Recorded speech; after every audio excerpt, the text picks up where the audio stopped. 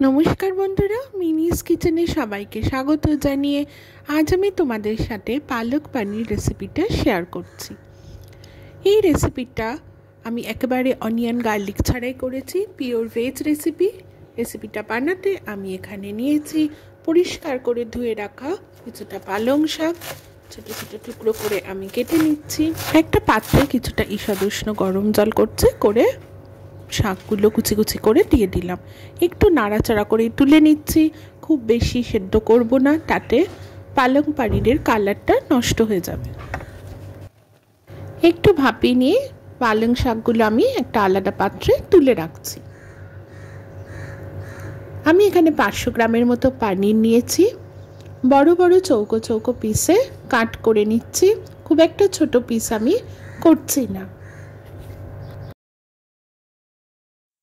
একটা fry pan গরম করলাম, এর মধ্যে কিছুটা পরিমাণ ভেজিটেবল অয়েল দিলাম, খুব একটা বেশি তেল দেব না,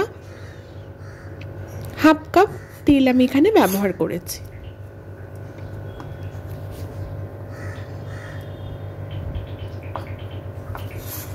পানিরগুলো প্রপার স্কোয়ার করে কেটে একটা সাইডে রেখে দিলাম। ফ্রাই প্যানে কিছুটা পরিমাণ দারচিনি, এলাচ, শুকনো লঙ্কা, সাজিরে, হামরিচ দিয়ে একটু নাড়াচাড়া করে নিচ্ছি। এরপর দিলাম 1 চামচ বাটার।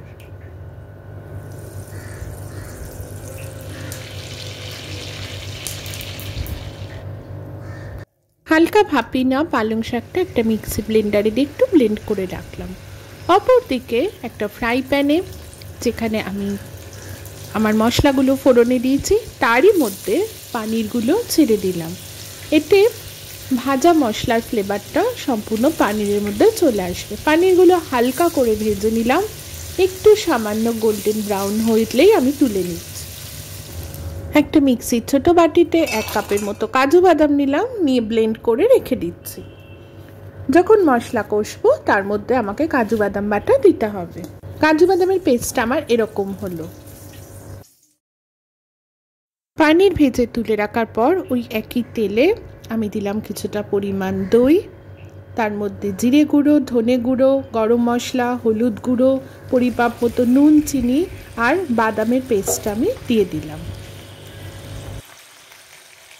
আর দিলাম কিছুটা পরিমাপ মতো লাল লঙ্কার গুঁড়ো, আমি এখানে কাশ্মীরি লঙ্কার গুঁড়োই ব্যবহার করেছি।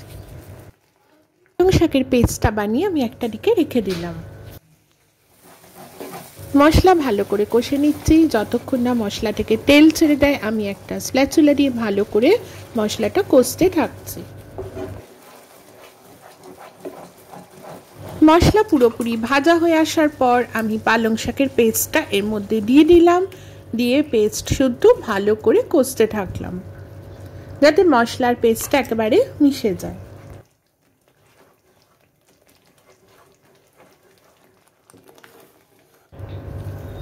এইরকম পালং শাকের যে গ্রেভিটা আমি বানিয়েছি একটা সুন্দর ক্রিমি টেক্সচার হয়েছে। আমি লাস্টে কিছুটা ক্রিম অ্যাড করেছি, যদি তোমাদের গ্রেভিটা খুব ভালো ক্রিমি টেক্সচার এসে যায় তোমরা এটা স্কিপ করতেও পারো। তখন লো ফ্লেমেই রান্নাটা করছিলাম, কিন্তু এখন গ্যাসের ফ্লেমটা একটু বাড়িয়ে দিলাম। পালং পেস্ট মশলা ভালো করে কষা হয়ে যাওয়ার পর ভেজে রাখা পানিরগুলো আস্তে আস্তে আমি ছেড়ে দিলাম, দিয়ে একটু এপিট ওপিট করে নাড়াচাড়া করে নেব যাতে পানিরের মধ্যে পালংয়ের গ্রেভিটা সম্পূর্ণ ঢুকে যায়। ভালোভাবে ফুটে আসার পরে নামানোর 2 মিনিট আগে আমি এখানে ক্রিম অ্যাড করলাম। দেখো পালং পানির রেসিপিটা কিন্তু আমার একেবারে রেডি।